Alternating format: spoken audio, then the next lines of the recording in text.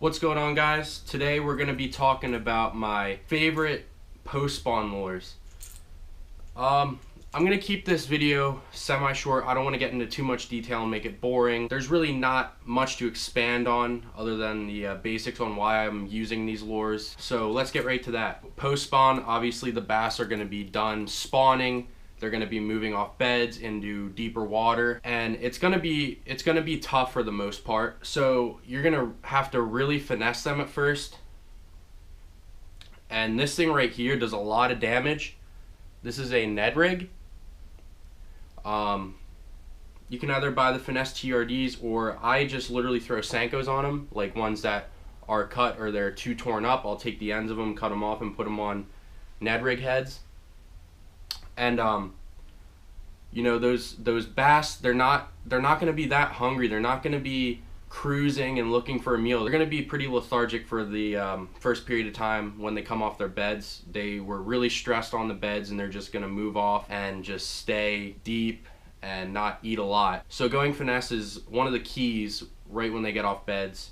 So Ned rigs is my go-to. Now when those bass get out of that post-spawn funk, they're gonna be moving shallow, they're gonna be looking for food, and they're gonna be really hungry. So usually by the time they come back up into the shallow water, it's when the bluegill start spawning. And when those bass are gonna be up shallow cruising for bluegill, one of my favorite baits to start throwing is a Squarebill crankbait. This right here is the KVD 1.5. It's my favorite Squarebill. This is the rattling version, Bass Pro exclusive. These things shine all throughout the spring. I can't tell you enough about these during the springtime. It helped me get a really good finish in my first BFL on the Potomac River. And Squarebills, right after the post spawn, when those bass start to feed heavily again, they're a reaction bait. So you know, if those bass aren't 100% hungry, looking for a meal, you know, if this comes cruising by them and it's deflecting off cover, it's gonna, you know, make them lash out, grab onto that bait, and you'll get bites that way. Squarebill is something that you should definitely try.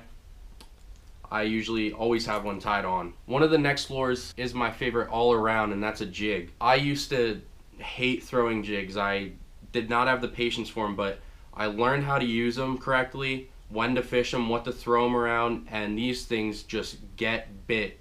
Not only do they get bit, you can get numbers on them, but jigs catch record fish. Largemouth state records have been set with a jig. Smallmouth state records have been set with a jig. They flat out catch fish.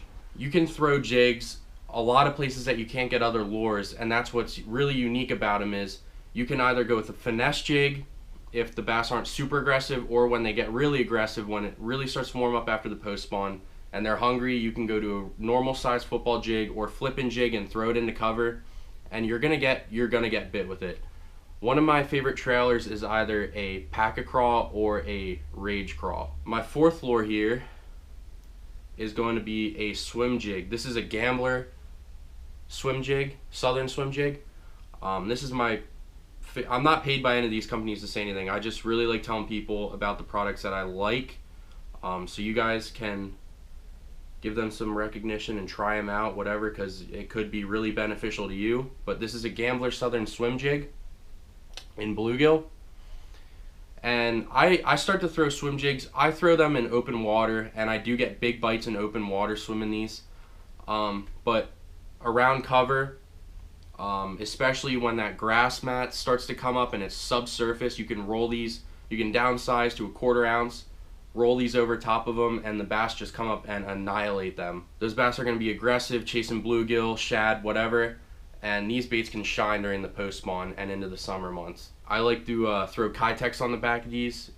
It gives it a really good action, especially when you're swimming it slow, trying to keep it above the grass. Just a great kicking action and gets you a lot of bites. One of the last things on my list here can get you huge fish, and that being Topwater. Spooks, you can throw them.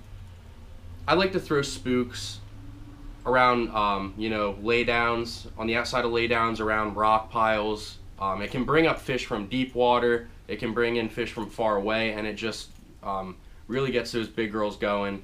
Like I said, this can either be a numbers bait, it can catch you giants too. They do really well post spawn. I would not recommend throwing these over grass, obviously, because of the treble hooks. If there is grass, I'm going to switch up to something like a buzz bait, so you can just drag that over the grass and it's going to make a really loud clicking noise, bring up those fish, and cause them to bite. And all these lures, they really shine for me in the post spawn. And I hope this list helped you guys out a bit, gave you an idea on what to throw and what to try out. Other than that, I'll see you guys next time. Peace.